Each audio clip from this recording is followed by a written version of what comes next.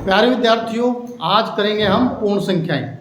देखो, संख्याओं की जानकारी हम पहले भी ले चुके हैं, फिर एक बार फिर हम संख्याओं के साथ उपस्थित हुए हैं। पहले जान लेते हैं संख्याएं, विभिन्न प्रकार की संख्याएं कौन सी हैं।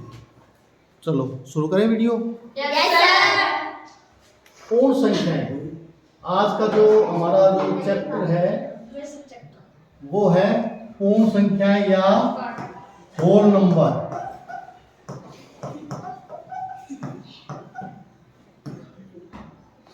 ये क्या होते हैं? सबसे पहले संख्याएं कहाँ से शुरू करते हैं? प्राकृत संख्याएं, जिसको हम क्या बोलते हैं? Natural number. नेचुरल नंबर कौन से होते हैं? 1 2 3 जो एक से शुरू करते हैं हम संख्या, हाँ कहीं तक पढ़ो, वो सभी क्या होते हैं? प्राकृत संख्याएं। प्राकृत संख्याओं के बारे में तथ्य है, देखो क्या है। सबसे छोटी प्राकृत संख्या कौन सी होती है? एक को छोड़कर किसी भी प्राकृत संख्या में एक जोड़कर उसका प्रवृत्ति प्राप्त किया जा सकता है। प्रवृत्ति होता है आगे वाली। Yes sir. इसमें एक जोड़कर आगे वाली, इसमें एक जोड़कर आगे वाली, ठीक है।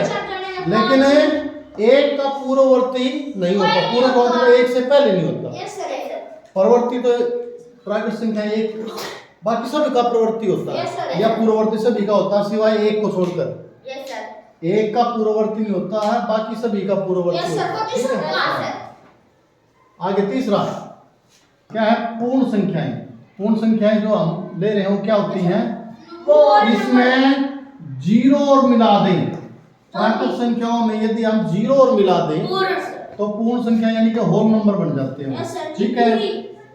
पूर्ण संख्याओं के बारे में तथ्य है, इसमें क्या है? इसकी विशेषता है जीरो सबसे छोटी पूर्ण संख्या है। जीरो सबसे छोटी पूर्ण संख्या है। सबसे बड़ी कोई पूर्ण संख्या नहीं है। सबसे बड़ी तो कहीं तक पढ़ लो, कोई लिमिट नहीं है उसकी। प्रत्येक प्राकृत संख्या पूर्ण संख्या है। जो प्राकृत संख्या है सारी इसमें आती है ना, लेकिन ये जो पूर्ण संख्या सारी इसमें नहीं आती, क्योंकि जीरो इसमें नहीं है। तो मैं यूँ कहूँ कि सभी प्राकृत संख्याएं पूर्ण संख्याएं होती है।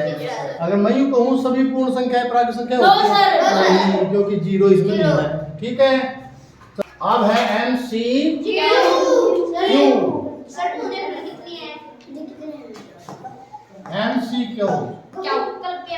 नीचे प्रत्येक प्रश्न के 4 विकल्प दिए गए हैं, उत्तर सही उत्तर का चयन कीजिए। पहला, सबसे छोटी प्राकृत संख्या कौन सी है? एक। सेकंड, ये ठीक है।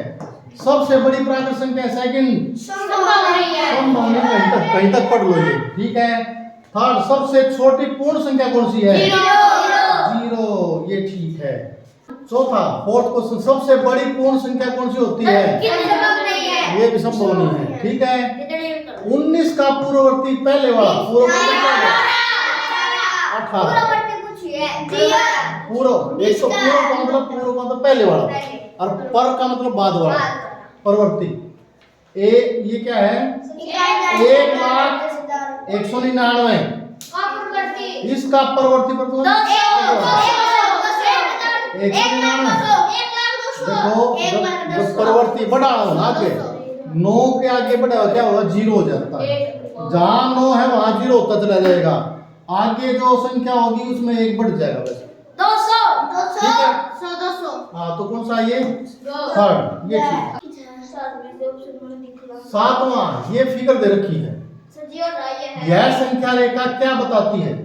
क्या बताती है? देखो, यहाँ से 0 से 3 पर गए, 3 को फिर कितने कदम आगे चलाए? 1 2 3 4 5, 3 जमा में 3 और 2 5 कदम आगे चलाए, तो 3 में 5 जोड़ दिए। कौन सा है ये? इसको देखो, 0 से पहले तो 7 पे गया है, यानी कि पहले 7 है। अब फिर बैक गियर लगाया उसने, 2 कदम पीछे आ गया, 2 घटा दिए, बैक कदम लिए तो माइनस, आगे बढ़ेंगे तो हाँ। 9वां, इस आकृति की संख्या रेखा क्या बताती है? 0 से पहले 2 पर गया है, सबसे पहले 2। अब ये देखो, 2 2 कितनी बार है? ये 4, तो 2 गुना 4, 2 गुना 4 कौन सा है? ऑप्शन सेकंड, ये ठीक है। 10वां, 32 और 53 के बीच में कितनी पूर्ण संख्याएं हैं? ऐसे निकाली। दो संख्याओं के बीच में संख्या जब निकालते हैं दोनों को माइनस करो और उसमें फिर एक और घटा दो, क्योंकि ये दो संख्या है ना, दोनों काउंट हो जाती हैं। उसमें एक तो काटनी पड़ेगी। ठीक है, अब कितना रहेगा? ये एक और ये दो, उसमें से एक और घटा दो, कितनी आ जाएगी? तो दोनों के बीच में कितनी पूर्ण संख्याएं हैं? 20। चौथा ऑप्शन है। 11वां, वितरण गुण का प्रयोग करते हुए, अब इसका वितरण का मतलब है दोनों को गुणा करना। 15 को पहले 60 से, फिर बीच में जमा, 15 को 60 से बीच में जमा, फिर 15 को 8 से, दोनों। अब देखो कौन सा है ये? ऐसा 15 गुणा में 60 जमा 15 गुणा में 8, कौन सा है? तीसरा। ये ठीक है। 12वां, निम्नलिखित में से कौन सी त्रिभुजाकार संख्या है? त्रिभुजाकार मतलब जिसमें 3 का मल्टीपल है, 3 का गुणज, जो 3 के पहाड़े में, त्रिभुज में 3 भुजाएं होती है ना, तो उसमें 3 के पहाड़े में देखो ये आया है, और तो कोई नहीं आता। ठीक है।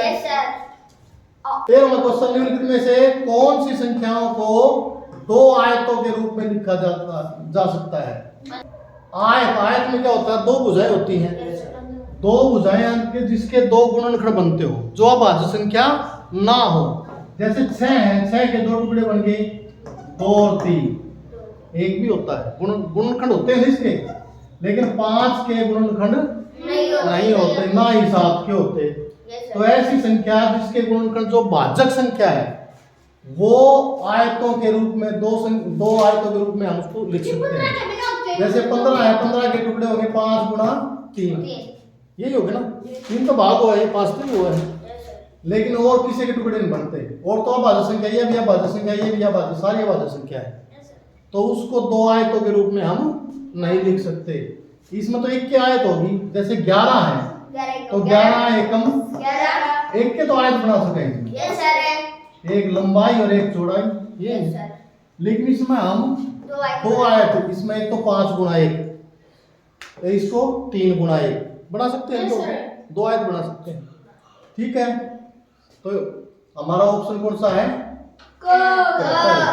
14वां, निम्नलिखित में से कौन कौन सी संख्याओं को 2 आयतों के रूप में लिखा जा सकता है? ये भी वही है। इसके गुणनखंड हो सकते हैं? हो सकते हैं। ये 2 6। अच्छा, ये भी हो सकता है। ये नहीं हो सकता, यानी क और ग दोनों ही है। इसका मतलब उत्तर कौन सा हमारा? ये नहीं है, बल्कि दोनों है, मिला के, दोनों ही मिला के। ठीक है। 15वां, कौन सी संख्या वर्ग के रूप में लिखी जा सकती है? वर्ग का मतलब जो उसे को उसे से गुणा करो।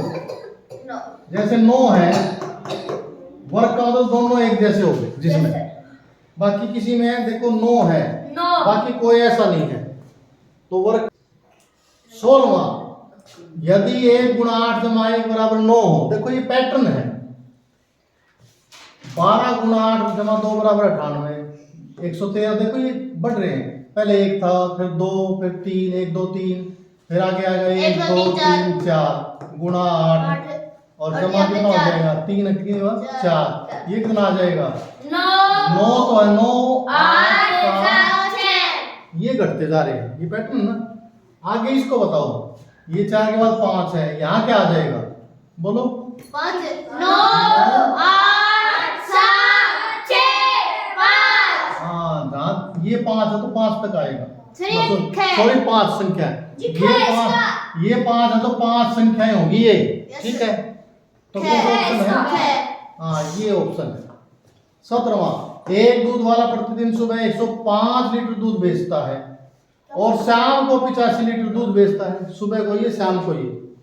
यदि दूध का मूल्य 20 रुपए प्रति लीटर हो तो दूध वाला प्रतिदिन कितने का दूध बेचता है? अब मैं बताओ, दूध टोटल कितना दूध है? 105 सुबह और कितना हो गया? कितने लीटर दूध बेचा है? 190 बेचा है। सर तो यो 1 लीटर का मूल्य है और कितने लीटर न सॉरी ये 190 एक दिन का है। Yes sir. ये तो लीटर दूध हो गया। कितने लीटर दूध हो गया? 190 लीटर दूध है सर। 1 लीटर का मूल्य कितना? 20 रुपए। 190 कितना हो जाएगा फिर? 20 गुना 190 गुना में 20। 19 दूनी 38। कितने जीरो हैं? 2 3800 3800 रुपए। फोर्थ ये ठीक है। 18वां निम्नलिखित में से कौन सा गुण प्रयोग हो रहा है? ये कौन सा गुण है? देखो संख्या वही है, आगे पीछे गुणा कर रखी है। गुणा का क्रम विनिमयता नियम। कौन सा गुण है ये? गुणन का क्रम विनिमय होता है जिनका क्रम उल्टा सुल्टा कर दे। Yes sir. जैसे हम 2 गुणा 5 और क्रम विनिमय कर दे तो 5 गुणा 2, कोई अंतर पड़ेगा इसमें? Yes no sir. नहीं पड़ेगा। इसको बोलते हैं क्रम विनिमयता नियम। आगे पीछे गुणा का ही नियम। जमा का भी हो सकता है, ये उसमें बराबर ही होंगे। तो कौन सा ये? पहला ऑप्शन 80 जमा 200 2005 जमा 20। ये 80 20 और 2005।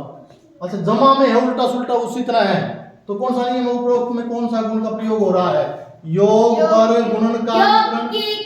योग की क्रमणीयता, गुणन की क्रमणीयता कोई नहीं, तो योग की क्रम विनिमयता। ठीक है। Associated law of addition. ठीक है। 20वां 425 गुणा 136 बराबर 425 और 136 को ऐसे लिख दिया उसने। 136 को तोड़ दिया 100 जमा 30 जमा 6। तो इसको क्या है? डिस्ट्रीब्यूट कर दिया। ऊपर लिखित में कौन से गुण का प्रयोग हो रहा है? योग पर गुणा का वितरण, गुणन की क्रमणीयता, योग की क्रमणीयता कोई नहीं। योग का ये दो, जैसे ये होता ना, एक संख्या को तोड़ देते हैं वो वितरण हो जाता है। वो क्या हो जाता है? तो योग का वितरण, योग पर गुणा का वितरण, ये है फर्स्ट। अब गुणा, इसकी गुणा करेंगे, सभी से गुणा करेंगे, उसको नियम बोलते हैं योग पर गुणन का वितरण। आज की वीडियो में इतना ही। वीडियो अच्छी लगी तो लाइक करें, शेयर करें, सब्सक्राइब करें और इसी तरह एक वीडियो के लिए हमारे चैनल से जुड़ें। Thank you.